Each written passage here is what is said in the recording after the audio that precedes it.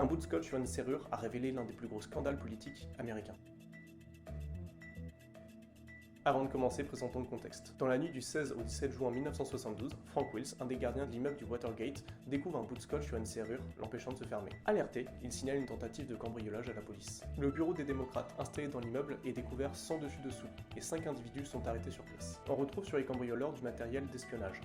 Micro, stylo à gaz lacrymogène, rouleaux de film, des outils de serrurier et des milliers de dollars en billets de 100. Plusieurs des cambrioleurs étaient d'anciens membres du FBI et de la CIA, et un était membre du comité chargé de financer la campagne électorale de Richard Nixon. Le doute de l'implication du gouvernement Nixon dans une tentative de sabotage du camp politique adverse apparaît. Le Washington Post décide alors de mettre 2 journalistes sur l'affaire. Aidé d'un informateur membre du FBI, ils mettent à jour des liens entre le cambriolage et la Maison Blanche. En janvier 1973, le procès des 5 cambrioleurs a lieu. 2 mois plus tard, l'un d'eux avoue avoir menti sous les pressions de la Maison Blanche. Le scandale du Watergate mis sur le devant de la scène pousse le ministre de la Justice et 2 proches conseillers de Nixon à la démission, un autre est limogé. Les révélations s'enchaînent, on apprend que le président a tenté d'acheter le silence des cambrioleurs. Face à des preuves accablantes et une procédure de destitution, Richard Nixon démissionne le 8 août 1974, faisant de lui le premier président américain à quitter ses fonctions. À la prochaine pour un nouvel épisode.